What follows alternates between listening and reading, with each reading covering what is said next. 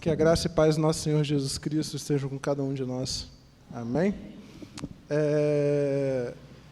Antes de começar a pregação, né, a palavra, só que eu li uma frase hoje muito interessante, queria compartilhar com os irmãos. Não tem nada a ver com a pregação, não, irmão. Só deu na cabeça mesmo. E a palavra, a frase, ela dizia o seguinte: que Deus não precisa das suas obras, mas o seu vizinho precisa. E essa palavra é muito interessante para mim, porque se a gente pensar realmente que a gente lê sempre, né, que as obras não salvam, né, é porque as obras não são para Deus, né? As obras são para as pessoas que estão necessitadas no campo. Então, se a gente entender que quem precisa da obra de Deus, quem precisa que nós façamos a obra, são as pessoas ao nosso redor, né, as coisas elas ficam muito mais claras para a gente. Mas, como eu disse, não tem nada a ver com a pregação, então a gente vai iniciar a palavra agora. A palavra de hoje eu pretendo falar com os irmãos um pouco sobre avivamento e perdão dos pecados. Eu acho que no final da pregação as ideias elas vão se entrelaçar e os irmãos vão entender um pouco do que eu tenho para falar para vocês, do que Deus tem para falar para a gente, né? Eu queria começar contando uma história. Antes de falar sobre avivamento e falar sobre perdão dos pecados, eu queria contar uma história. Em 1967, um antropólogo chamado Renato Rosaldo. Antropólogo, para quem não sabe, são aquelas pessoas que estudam outros povos, né? Às vezes tem um rapaz que vai lá para a Amazônia, né, estudar uma tribo indígena, ele é um antropólogo, ele estuda o comportamento humano, né? E esse Renato Rosaldo ele foi morar com a sua esposa numa tribo bem escondida nas Filipinas. Ele era um americano, né? Então ele saiu dos Estados Unidos e foi lá morar nas Filipinas, nessa tribo. E essa tribo era conhecida por ser uma tribo muito agressiva, né? Eram tribos que não tinham contatos com homens da cidade, né? Com homens, pessoas de cidades, né? Eles não tinham esse tipo de relacionamento. Eles eram pessoas agressivas, eles tinham como costume cortar a cabeça de estranhos, né? Viviam em guerras, viviam em batalhas, mas mesmo assim ele se aproximou desse povo. E ele começou a conhecer a cultura daquele povo. E a primeira coisa que um antropólogo faz quando ele chega num local diferente, ele tenta conhecer a língua daquele povo. É a primeira coisa. Porque a comunicação que existe entre as pessoas é através da língua. Se eu não entendo o que a pessoa fala, eu não consigo me comunicar com ela. A gente aprende inglês na escola, ou a gente tenta aprender inglês na escola, essa é a verdade, né? Porque é muito difícil para a gente que não tem esse costume diário de falar inglês, mas com a expectativa que a gente possa conversar com uma pessoa americana, com uma pessoa que tenha também esse idioma. Então, a primeira coisa que ele foi fazer é conhecer o idioma. Ele, como americano, ele tentou traduzir as palavras para o americano, para o inglês, né? Como assim? Ele via lá um pão. E o povo tinha o costume de fazer um pão. Mas só que o pão, para eles, era uma palavra. Então ele chegava assim, cara, isso em inglês é pão. Então toda vez que ele fala essa palavra, ele está falando pão. Ou outra coisa, gente, o rapaz apontava para uma folha e falava uma palavra. Ele falava, cara, em inglês essa palavra significa folha. Então ele deve estar falando folha. E assim ele ia traduzindo as palavras, conforme as coisas iam acontecendo. Só que chegou um momento que as coisas ficaram um pouco mais difíceis. As coisas mais difíceis de você traduzir numa língua são sentimentos. Os sentimentos eles são muito difíceis de ser traduzidos. Se a gente for pegar a palavra sobremesa, por exemplo, a palavra sobremesa vem do espanhol, né? E não tem nada a ver com doce. Sobremesa é o ato de você sentar após o almoço e conversar com um grupo de pessoas durante a tarde inteira. Isso significa sobremesa. Vamos ter uma sobremesa? Vamos ficar após o almoço, conversando a tarde inteira, sem limite de tempo.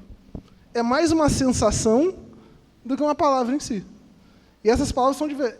No Brasil, por exemplo, no português, a gente não tem uma tradução para sobremesa. O que é sobremesa? A gente não tem uma tradução para essa palavra. Então, lá, ele também encontrou uma palavra que ele também não sabia traduzir. E essa palavra é liget. Só liget, 5 letrinhas, L-I-G-E-T, liget. E o pessoal tentava explicar para ele o que era liget. E ele falou, e o pessoal explicando para ele, é como se você sentisse saudade. Mas não era aquela saudade, é como se você sentisse saudade de uma pessoa amada. Mas qual era a reação dessa saudade? Você sentia tristeza, raiva, mas mesmo assim isso era algo positivo, porque isso para você era um chamado. Você sentia raiva, você sentia tristeza, e porque você estava com saudade, raiva e tristeza, ao mesmo tempo você tinha que agir. Então era um chamado para a batalha. A pessoa estava sentindo liget. Às vezes eles sentiam isso muito na guerra, quando eles perdiam um irmão amado dentro da guerra, um membro da tribo dentro da guerra, eles sentiam essa raiva, eles sentiam essa tristeza, eles achavam que eles precisavam fazer mais alguma coisa para suprir essa falta que a pessoa fazia. E o Renato ele não conseguia entender esse sentimento. É um sentimento, para quem não conhece, a pessoa não consegue entender realmente o que significa. Até que um dia, passaram-se alguns anos, né, e ele já tinha saído dessa tribo lá, da Filipina, ele já tinha voltado para os Estados Unidos, e a sua esposa sofreu um acidente de carro, e ela acabou caindo no penhasco, e ela veio a falecer. E depois disso ele parou com todos os seus projetos de antropologia, ele entrou numa situação muito difícil, né, com a ausência da esposa dele, porque a esposa dele sempre participou de todos esses projetos com ele, né? Então, sem a esposa dele, era como se ele tivesse um vazio no peito dele, ele não conseguia fazer mais nada. Até que um dia, ele parou o seu carro na estrada, ele deixou o seu carro parado na estrada, ele estava dirigindo por uma estrada, ele estacionou o seu carro num acostamento e sentiu falta da esposa dele, sentiu saudade. E ele saiu do carro, começou a chorar desesperadamente e a gritar de raiva do lado de fora, sentindo falta da esposa dele. E ele fala que pela primeira vez na vida dele, ele entendeu o que significava liget. Liget significava exatamente aquilo. A falta desesperadora de uma pessoa. Você sentir tanta falta de uma pessoa a ponto de você estar desesperado e você querer fazer alguma coisa para mudar aquela situação. Mas nem sempre você pode. Então, ele entendeu o significado de liget. A Bíblia, quando ela fala com a gente, tem uma série de palavras que nós também não entendemos. São sensações que o povo de Deus tem e que a gente usa como jargão a vida inteira, mas se a gente parar para pensar, muitos de nós nem tivemos essa sensação. Eu queria que os irmãos abrissem a Bíblia de vocês em João 3, que a gente vai, no Evangelho de João, no capítulo 3, que a gente vai ver uma situação como essa. A palavra de Deus nos diz: havia um fariseu chamado Nicodemos, uma autoridade entre os judeus. E ele veio a Jesus à noite e disse: Mestre, sabemos que ensina da parte de Deus, pois ninguém pode realizar os sinais milagrosos que estás fazendo, se Deus não estiver com ele. Em resposta, Jesus declarou: digo-lhe a verdade, ninguém pode ver o reino de Deus se não nascer de novo. E perguntou Nicodemos: como alguém pode nascer de novo sendo velho? É claro que não pode entrar pela segunda vez no ventre de sua mãe e renascer. E Jesus respondeu: digo-lhe a verdade, ninguém pode entrar no reino de Deus se não nascer da água e do Espírito.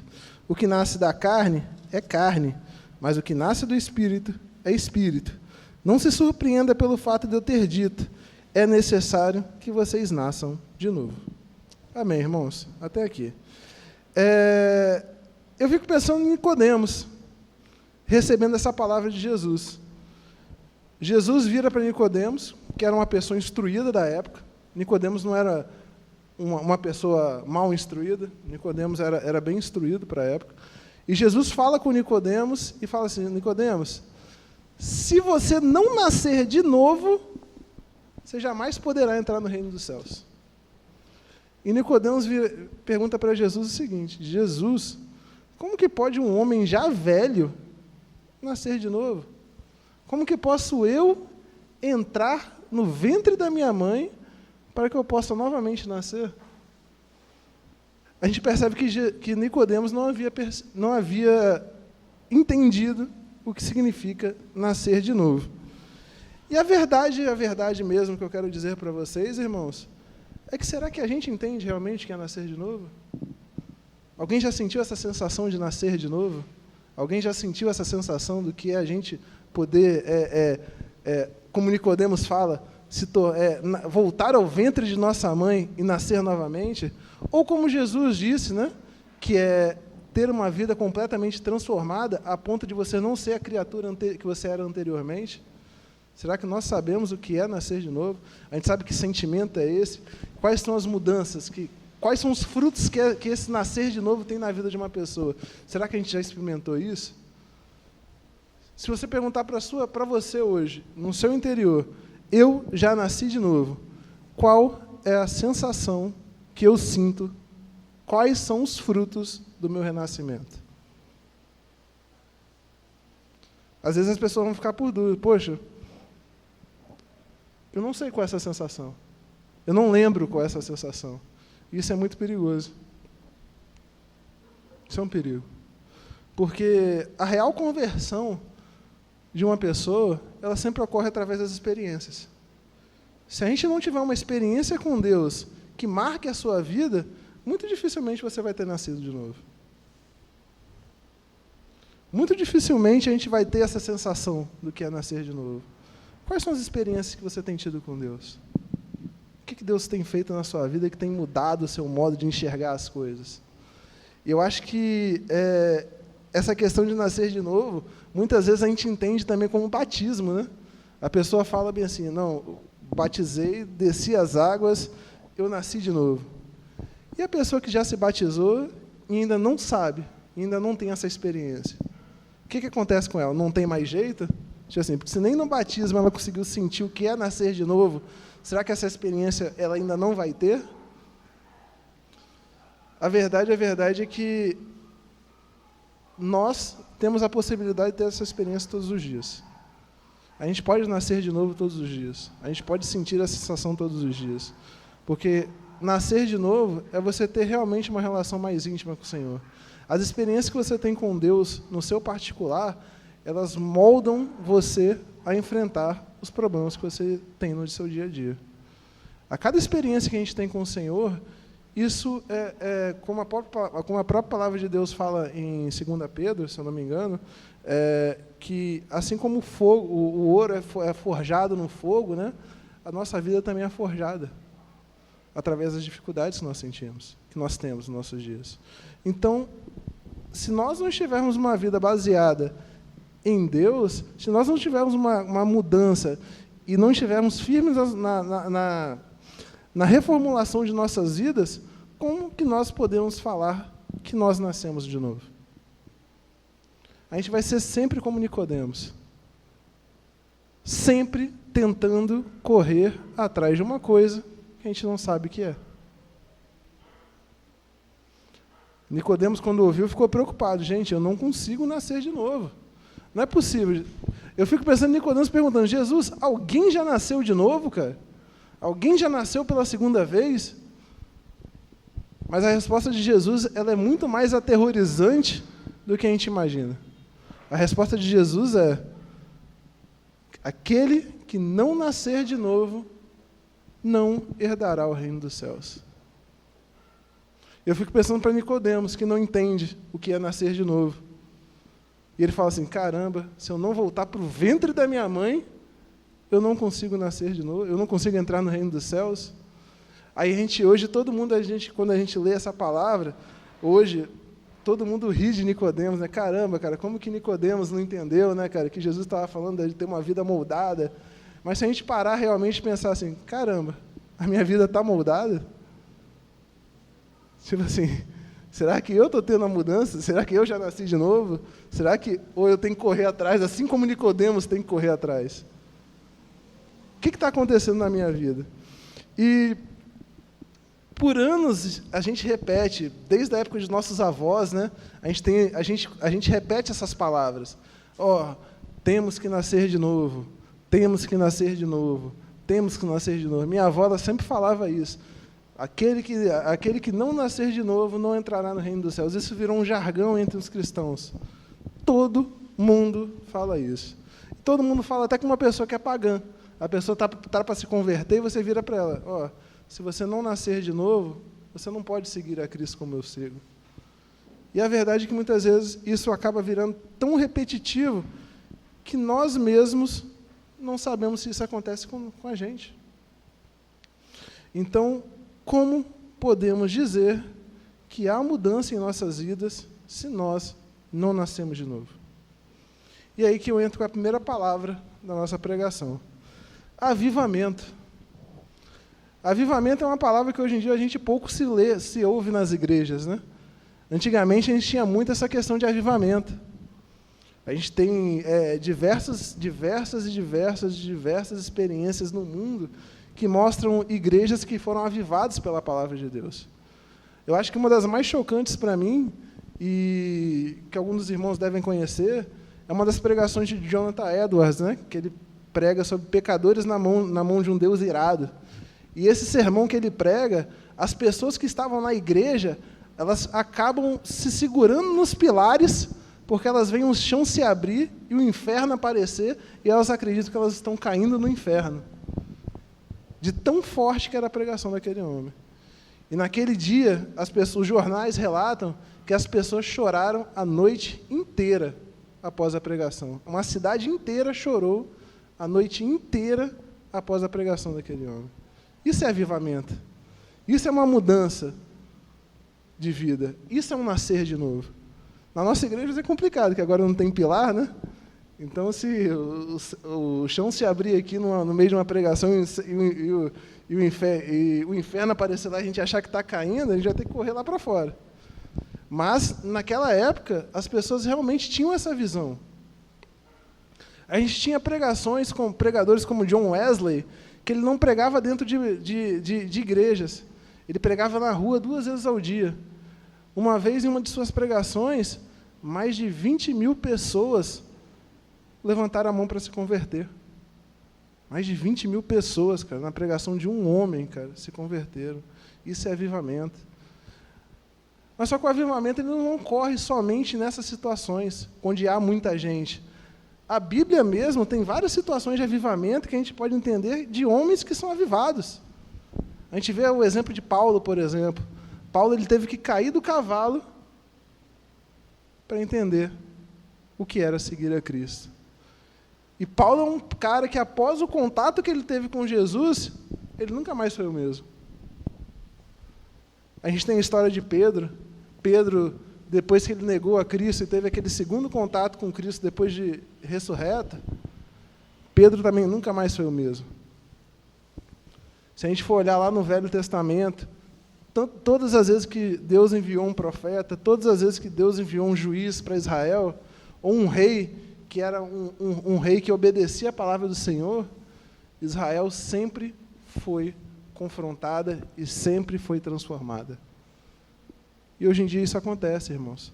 Só que o avivamento que nós precisamos hoje é fazer realmente a vontade de Deus. É fazer aquilo que Deus se agrada. É a gente ter uma renovação de espírito. É a gente poder renovar as nossas vidas a ponto de a gente ver, caramba, Diácono Edmar é diferente. Aquele preguinho que a gente conheceu há 20 anos atrás é um homem totalmente diferente. A gente precisa dessa renovação. A gente precisa dessa mudança. Mas nós mesmos temos que ser críticos com isso. Porque por mais que eu tenha melhorado daquilo que eu era há 30 anos atrás, eu ainda posso ser melhor do que eu sou hoje. Eu ainda posso fazer coisas maiores. E é muito complicado quando a gente fala, porque a gente sempre tem aquela ideia de nascer de novo, tipo assim, cara, eu tenho que nascer de novo, eu tenho que melhorar minha vida, eu tenho que dar um jeito na minha vida, eu vou consertar minha vida, vou melhorar minha vida, e aí eu vou ter nascido de novo. Mas, na verdade, a Bíblia não fala para a gente melhorar a nossa vida. A Bíblia fala para a gente nascer de novo. Não é você ficar mais bonzinho, não é você melhorar uma coisa que você faz errada ali, você transformar para aquilo. É você nascer de novo, é muito maior do que a gente pensa. E você não consegue nascer de novo se você não tiver arrependimento. Sem arrependimento é impossível nascer de novo. Se você tenta controlar aquilo que você era com aquilo que você é, gente, isso daqui pode, né, cara? Eu posso fazer isso, né? Mesmo que eu fizesse no passado, eu ainda posso continuar fazendo certas coisas, né? Mas será que é lícito eu ser aquela mesma pessoa que eu era no passado e só mudar algumas coisinhas? Será que é isso que Deus quer? Ou Deus quer uma mudança completa nossa? Tem vários pecados que hoje a gente aceita. Tem vários pecados que nós realizamos em nossas vidas hoje, que a gente não toma uma ação neles porque a gente realmente não consegue. E aquele pecado acaba tomando conta da gente, e isso trava a gente. Todo mundo tem um pecado escondido. Todo mundo. Todo mundo tem alguma coisa que acontece em sua vida e você fala assim, poxa, eu poderia ter tomado uma atitude diferente. Eu poderia ter sido melhor, eu poderia ter obedecido mais a Deus. Todo mundo erra, todo mundo peca. Isso é bíblico. E uma das coisas que mais me preocupam, às vezes, quando a gente confronta algumas pessoas com a palavra de Deus, é as pessoas falarem para a gente, né? Você não pode falar assim comigo porque você não conhece o meu coração. Você não conhece a motivação que eu tenho para fazer as coisas que eu faço. Só Deus sabe do meu coração. E eu acho que isso devia dar tanto medo na gente, porque só Deus conhece seu coração.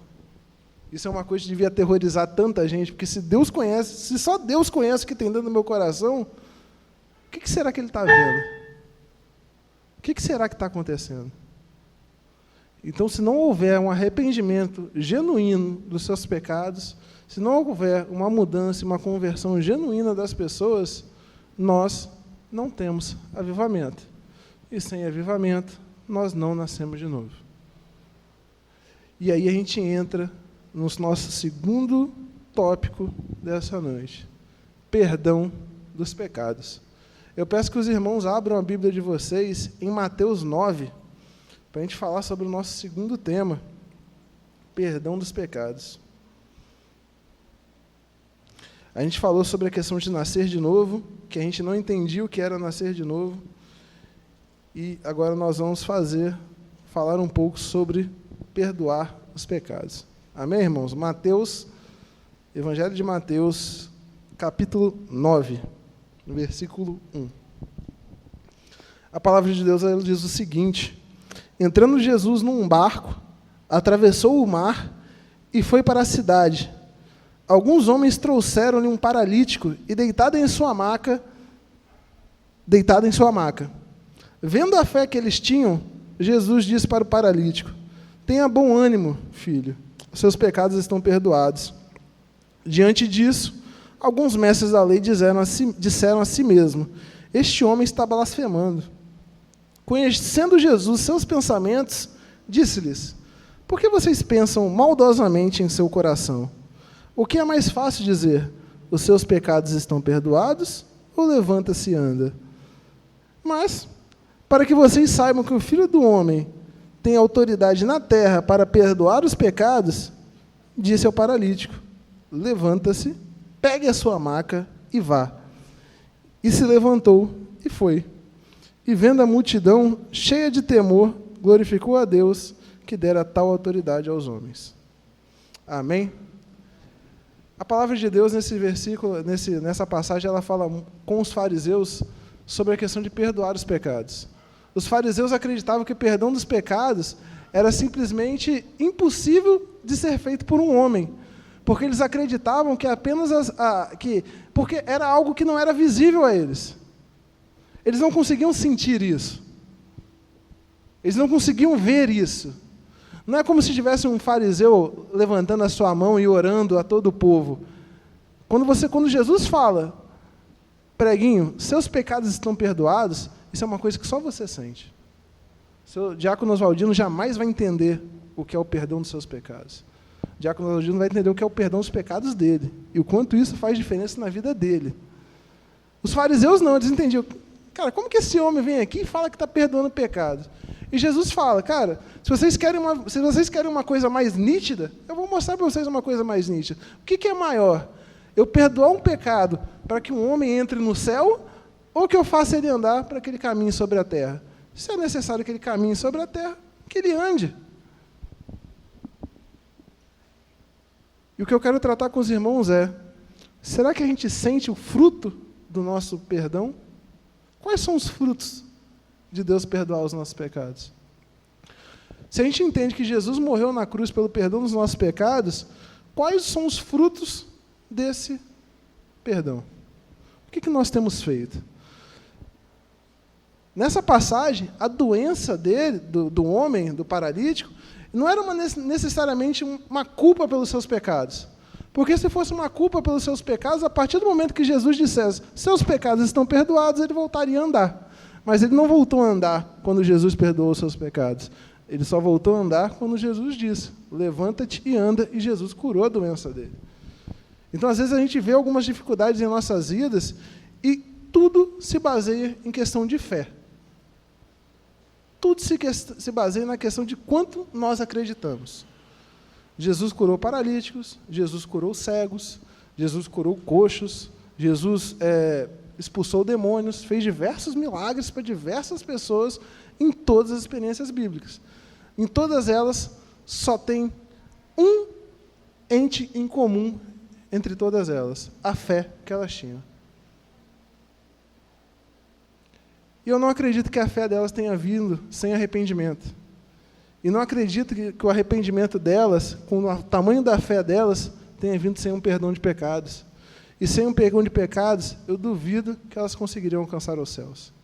O que nós temos feito na nossa vida hoje? Será que nós conseguimos entender que Jesus, ele quer de nossa vida apenas transformação, que é impossível que a gente nasça de novo, sem que nós sejamos avivados, sem que nós estejamos arrependidos e sem que nossos pecados estejam perdoados? Isso a gente entende. Mas será que a gente consegue sentir isso? Essa é a pergunta que fica essa noite. O que eu tenho feito da minha vida depois que eu conheci a Jesus? Como está a minha vida depois que eu conheci a Jesus? Eu sei o que é nascer de novo? Eu sei o que é ter um pecado perdoado? Se eu não sei ainda, busque essa experiência com o Senhor. Enquanto há vida, a gente há a possibilidade de buscar essas experiências. E a gente entende que nosso Deus é um Deus totalmente aberto a receber os seus filhos.